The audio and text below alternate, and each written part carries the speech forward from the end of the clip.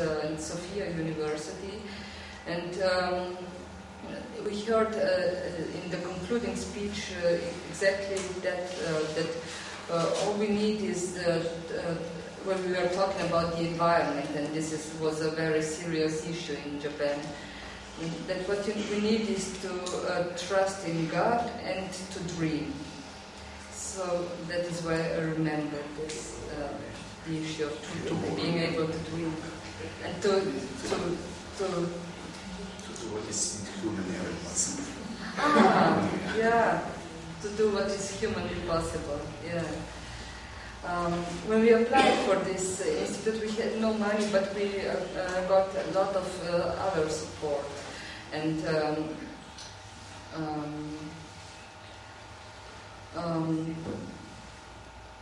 we have established there, as you said, that we can connect with people throughout Europe and in the region, but without ethics, there is no art of spiritual life in the university. And I can confirm that because any university in the world that has no lecture of ethics, of art, and of spiritual lessons has no real rating. And it also happened that the Chinese Prime Minister, when he visited Japan, he wanted to visit the Sophia University, which is a Jesuit university. So it is very interesting that when he visited it, he said that we need Catholicism. It is very valuable for us, and in a world like this, we need a serious institution. Otherwise, there would be just fanatism, esoterics, and lots of problems. So, what do you think about that?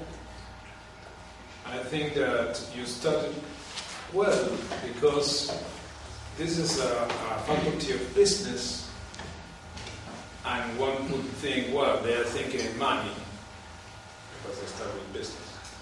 But really, business is an opportunity today to show that real business is not real business without ethics.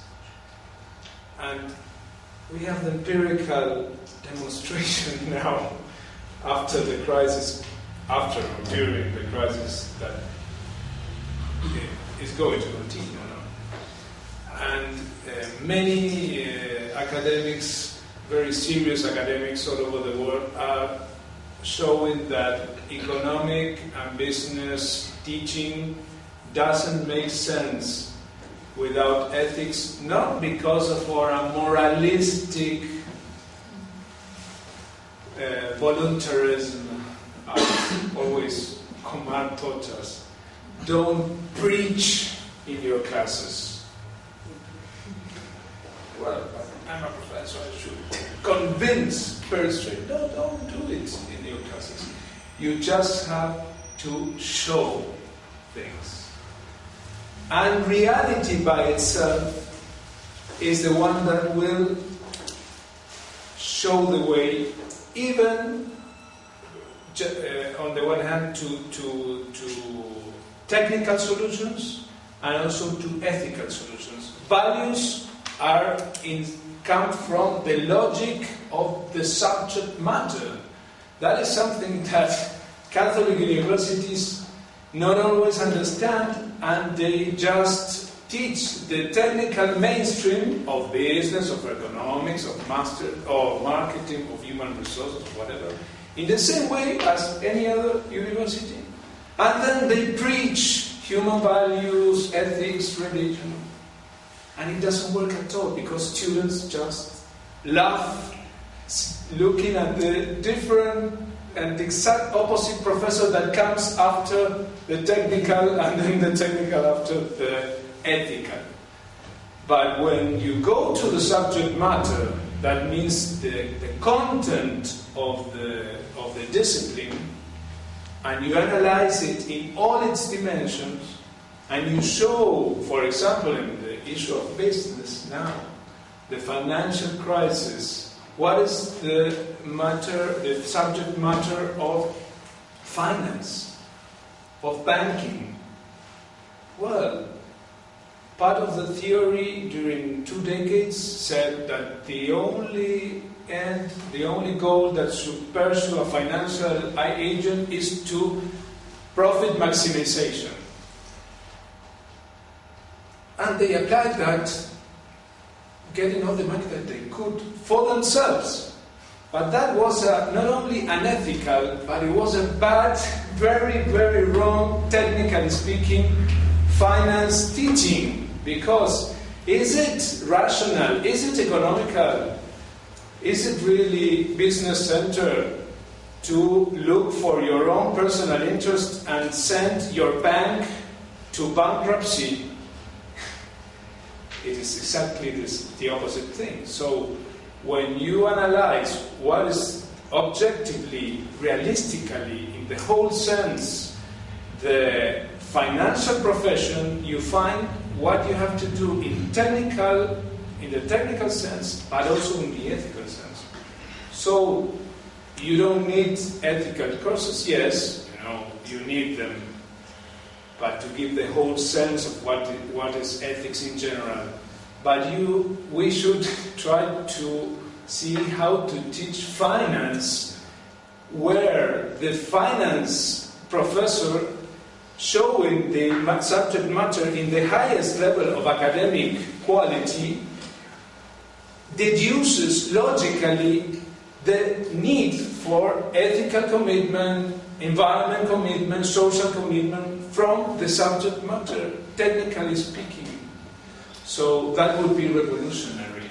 Just having here, maybe once a year, if you could start, if I could dream, I would say, well, a summer school of business ethics or business ethically oriented, not in the preaching sense, but in the realistic and scientific sense, where you could have the people teaching this here with other professors that are teaching finance or will be future professors and students once a year. This would be a novelty, an innovation in university teaching business in Europe. Ja, začeli ste zelo dobro, ko ste ustanovili poslovno fakulteto. In to se mi zdi zato ključno, ker je prava poslovnost brez etike nemogoča. To smo jasno videli tudi med finančno krizo. Mnogi resni akademiki zdaj pravijo, da ekonomija nima smisla, če ni etična. Ampak to ne pravijo zaradi moralističnega pridiganja. Tudi Komar nas je učil, da ne pridigamo, ampak ne prepričujemo ljudi, ampak ne samo pokažemo. In realnost sama bo pokazala pot do tehničnih rešitev in do etičnih rešitev. Vrednote je treba pokazati v tehničnem ozadju. Ne tako, da katoliške univerze predavajo etiko kot poseben predmet in potem tehnični mainstream. Ampak morajo znotraj samega predmeta učencem predstaviti etični vidik, kako se vsebino dojema na tak način. Ja, vseh predmetov. Ja. To je tudi v primeru ekonomije tako. Tu imamo primer finančne krize, ko so dolgo časa zatrjevali, da je bistvo ekonomije maksimiranje dobička. Da so ekonomisti zase pridobivali dobiček, ampak to ni bilo etično in pokazalo se je, da tudi iz tehničnega vidika je bilo tudi finančno zgrešeno, ker ne moreš delati za svoj dobiček in poslati svojo banko v bankrot. In tako se mi zdi, da je to možno pri vsakem predmetu, da se pokaže tehnično etika, ne nasplošno, seveda je treba tudi predstaviti, kaj je etika nasplošno. Ampak idealno bi mi bilo, če bi si predstavljal vaš inštitut kot naprimer enkrat letno poletno šolo, v kateri bi se pokazalo na realnih primerih, kako se udejanja interes, tako etični kot interes okolja in socialni interes. To bi se mi zdelo res revolucionarno. Some hints about the basis for hope for a new road, a new way of the university. Ta prezentacija, oziroma kakšnih 70% te prezentacije je precej žalostna. Lahko bi me kdo vprašal, zakaj sem tako pesimističen, zakaj tako črnogledo gledam na to, kaj se dogaja z univerzami. Ampak kot je rekel moj profesor Milan Komar, najprej je treba biti realističen, da si potem lahko optimističen. Ampak naj dodam še to, da bom na koncu ob zaključku prezentacije podal še nekaj namigov na to, kaj bi bil lahko temelj zaupanja v prihodnost, kakšna bi bila lahko nova pot za univerze. I will start showing you some facts of what is going on, especially in the debate about the university nowadays, currently in the United States. Of course, there are other countries, other situations, but I think that the States now represents what will be the country that is leading the universities throughout the world. And to show you this, I would start with the first idea, that is the debate that is going on in the United States about what is being called the academic bubble. You know about the other bubble, the famous real income, real estate and derivative and financial bubble. But it's been like 3 or 5 months in the States where a famous businessman of Silicon Valley called Peter Thiel has predicted that after the emerging countries bubble, that experienced, for example, by Argentina, and after the dot-com bubble, and after the derivative subprime bubble, will come another burst of a new bubble that will be this academic or educational bubble. You can show this Peter Thiel.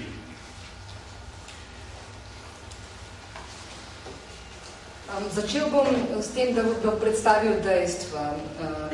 Dejstva, o katerih poteka debata v ZDA. In lahko bi rekli, da so v drugih državah situacije drugačne, ampak ZDA ima vodilne univerze in lahko pokaže, kam bo pot vodila v prihodnosti. Tako je zdaj prvi primer te debate, kakšna debata poteka v ZDA, problem akademskega mehurčka. Poznate že nepremičninski mehurček in finančni mehurček, ki je počel.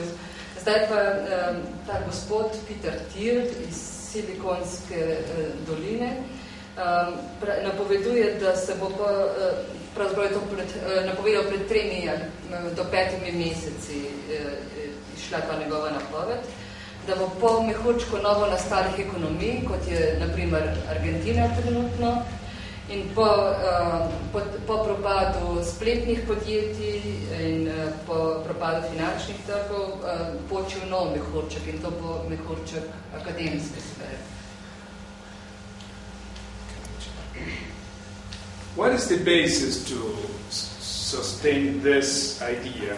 Well, Peter Thiel has 2 main arguments. The first one is based on the situation of education, what the Americans call the education aspect of the universities. That would mean the teaching, the students going to get taught by professors. Then the second argument is based on the situation of research. With respect to the first issue, that is education, there are some facts that Peter Thiel takes into account in order to predict the burst of this bubble. If we can show that. The first slide shows the relationship between the rise of the cost of tuition, that is what students and families are paying for the university education, and the rise of other markets in the United States, as for example the market of homes, no? That has become famous because of the crisis. If we see the movement of homes, well, it went up then down, but the tuition is always up. No? Since 1980, there's around 400% of rising of tuition in the United States. The last line, the lower one, the blue, is the cost of prices, in the cost of living in the United States. So you see how these tuitions are going far running. Then if you compare, the second slide shows other issues, as for example healthcare, energy, and the general trend. And tuitions and fees are going always up. Then accompanying them are the famous student debts. You know that students in the States are heavily in debt with the loans that they need to get in order to be able to study. Another famous debt in the United States is the credit one, the credit card one, that it went up before the crisis. Now you see from 2008 that it went down suddenly, the credit card. But the tuition, the students' loan are not going down, but they're still climbing, even after the crisis.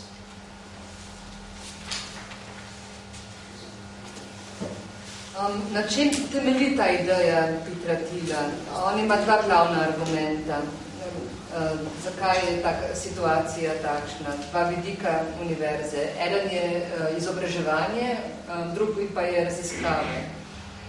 Posvetimo se najprej vidiku izobraževanja oziroma poučevanja študentov, posredovanja znanja. Razmerje med stroški šolnine in ostalimi trgi, to smo videli na prejšnji,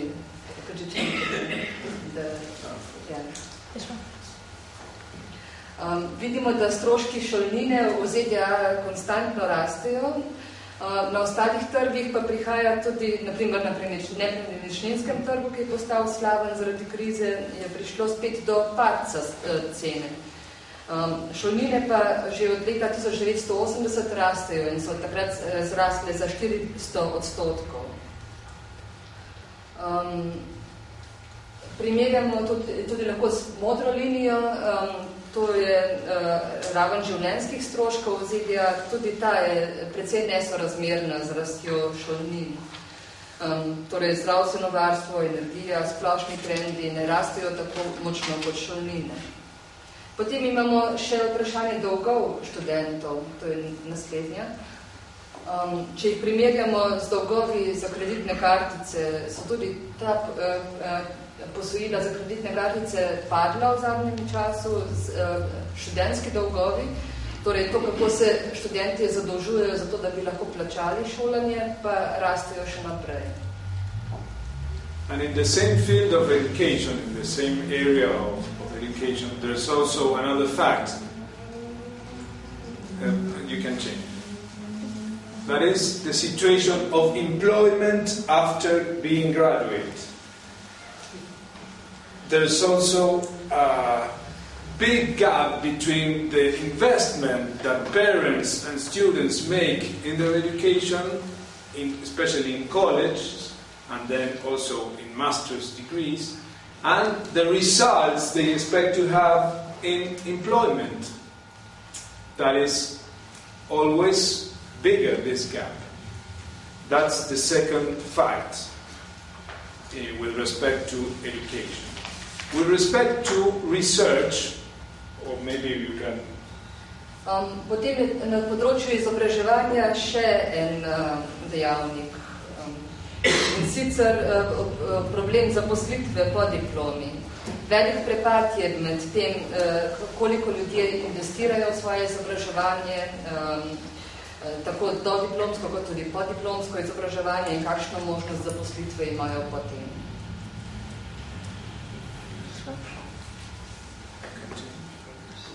The second area is research. There was a great expectation in the United States and everywhere about the immediate results that the heavy investment made by businesses and by the government in research would give as an output for the economy, especially in the area of innovation. You know that the United States is the biggest investor in research for innovation. And if we can see what they are seeing is that many other countries, even smaller ones in the last decade, had very good results or even better results than the United States in the area of innovation, with a much less quantity of investment. So they are thinking we are investing too much on this for too little results. If we compare one of the expected results of investment in research is the patents that the country is producing.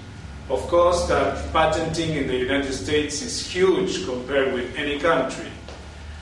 But at the same time, there are several studies showing that the patents have no direct relation with innovation in the economy, on the one hand, and on the other hand, that many patents are coming out from other places different from the university.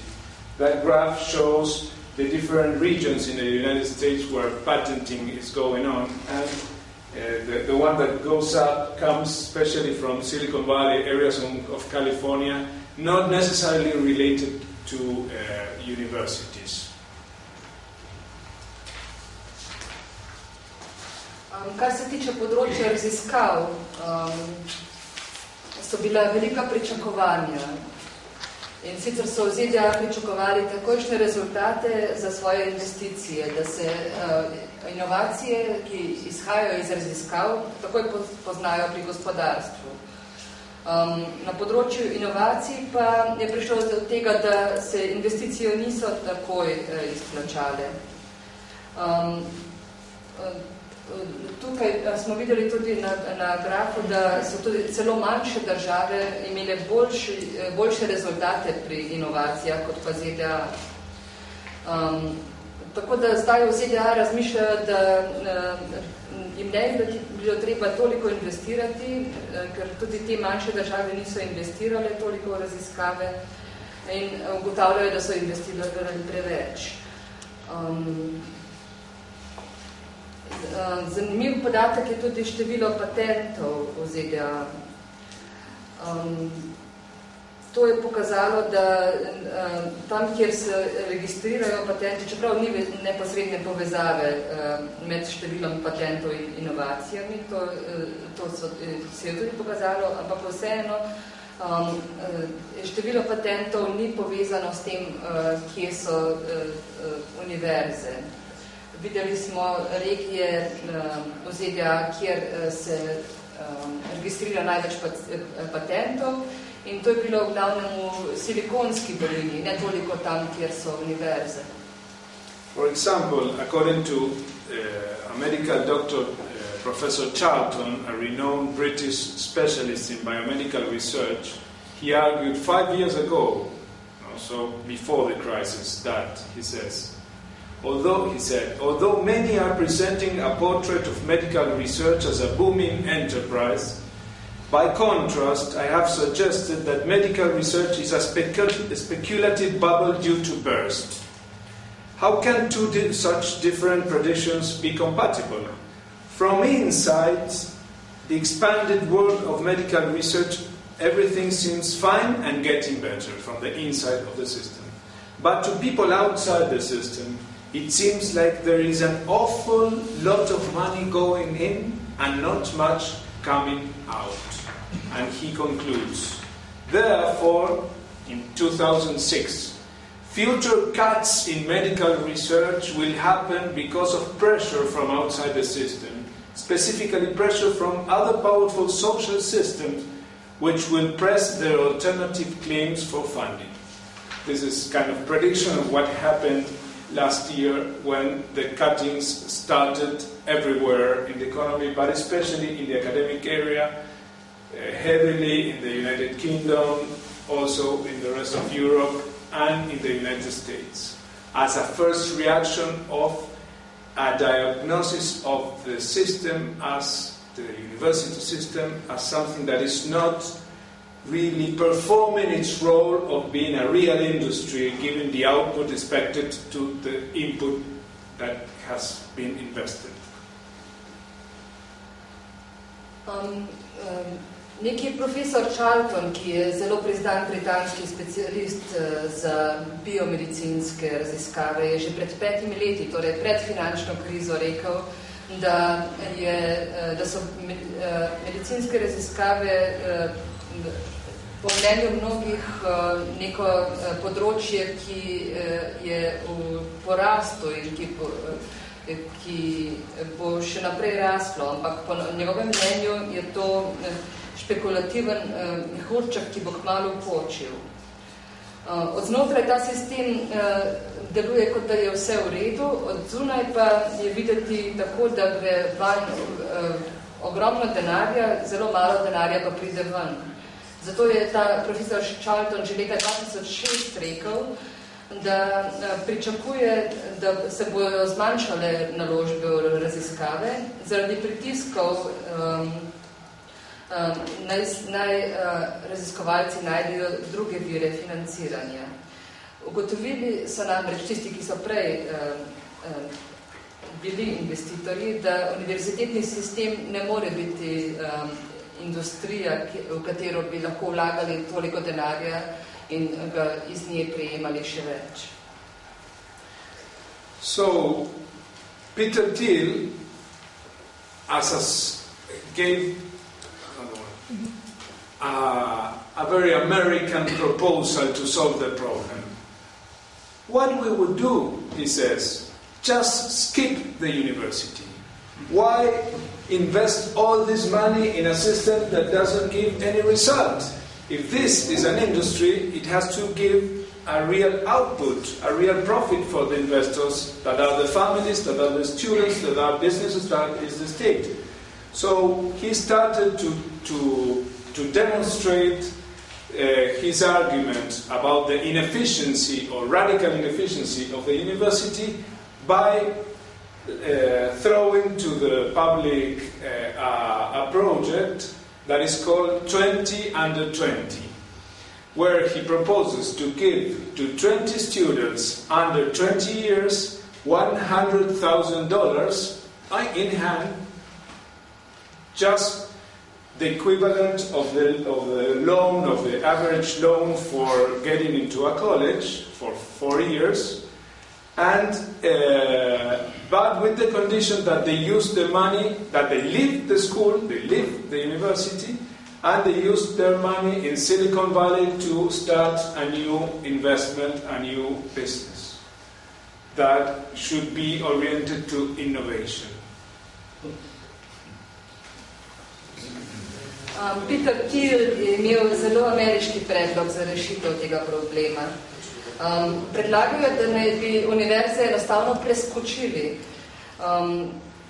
Zakaj bi vzdrževali nek sistem, v katerega gre toliko denarja in če pa ni nobenega dobička od njega? Zato je na svoj ameriški način zelo Zato je hotel dokazati, kako radikalno neučinkovit je ta sistem in je izvedel poskus 20 pod 20-letnikov. Torej je 20 mladim ljudem, ki so bili mlajši od 20 let, dal 10,000 evrov v roke kar je ekvivalent povprečnega 100.000 evrov. Ekvivalent povprečnega študentskega posojila za 4 leta. Pogoj pa je bil, da porabijo ta denar tako, da zapustijo šolo in ga investirajo v inovacije, naprimer v Silikonski dolini. I have to say that he was quite successful in his call because more than he didn't find just 20 students. More than 500 students presented their application, and only 20 are now, in this moment, working in that proposal.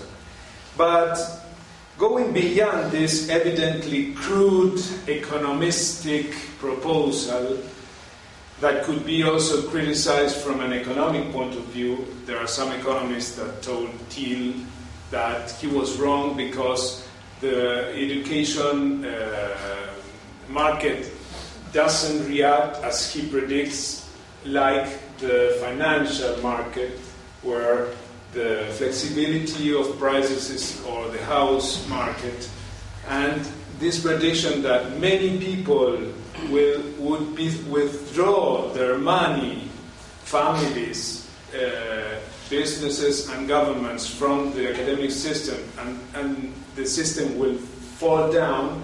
This prediction is not economically accurate, although that I think that this case is really a symptom of something that is happening under the surface. Is a big iceberg, that this is just a symptom, a manifestation of a whole crisis that is not only financial or economically crisis of the university system all over the world, but it's much more an institutional, a scientific, and a cultural, spiritual crisis that is going on now in the university today.